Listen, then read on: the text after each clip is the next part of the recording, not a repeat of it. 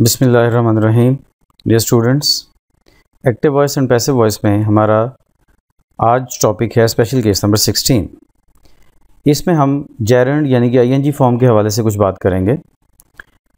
तो special case number 15 में जो स्ट्रक्चर हमने पढ़ा उसमें इन्फिनेटिव था, मतलब main verb plus infinitive plus object. इसमें क्या है, main verb plus gerund plus object. एक तो ये कि जेरेंड इन्फिनेटिव की जगह पे आ गया, ये डिफरेंस है। और दूसरा ये जो मेन वर्ब है वहाँ पे और एग्जांपल्स थी और यहाँ पे ये और एग्जांपल्स हैं।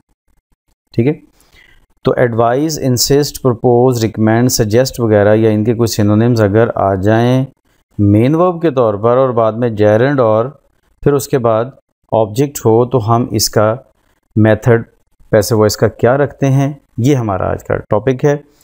तो इसका काफ़ी सारा ताल्लुक जो है वो हमारे स्पेशल केस नंबर 15 से भी है, क्योंकि आप ये देखेंगे कि एक्टिव वॉइस में तो स्ट्रक्चर ये जेरेंड और ये अदर वर्ब्स आने की वजह से डिफरेंट हो गया, लेकिन पैसिव वॉइस का वही तरीका है जो कि स्पेशल केस नंबर 15 में था।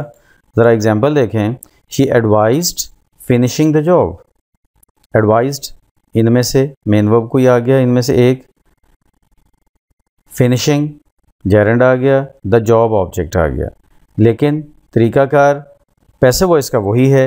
एडवाइस चेंज नहीं होगा, फिनिशिंग चेंज होगा और फिनिशिंग चेंज होकर शुड बी फिनिश बनेगा।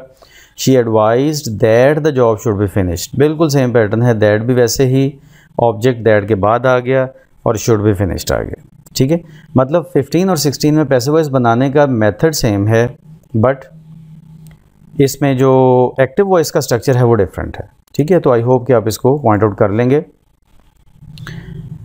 ठीक है, दे सजेस्टेड ड्राइविंग द कार, और सजेस्टेड उसी तरह से आ जाएगा और फिर उसके बाद ड्राइविंग को हम शुड बी ड्रिवन करेंगे।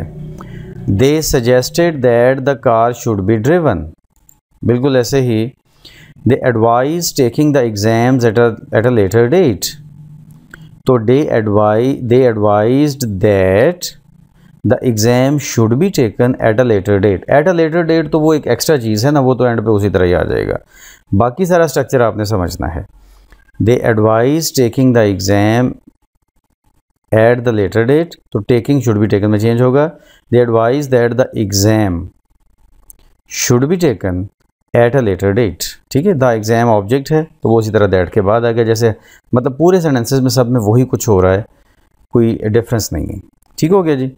तो स्पेशल केस नंबर 16 में हमने इस तरह से ये जेरेंड को करने के बारे में सीखा। तो एक और एग्जांपल के साथ हम इसको कंक्लूड करते हैं।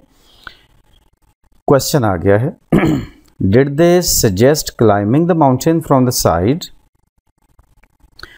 तो डिड दे सजेस्ट वैसे का वैसे ही है, कोई चेंज इसमें नहीं है, क्योंकि ज़ाहिर टेंस की चेंज तो आनी ही नहीं है ना। डिड दे सजेस्ट उसी तरह आ गया।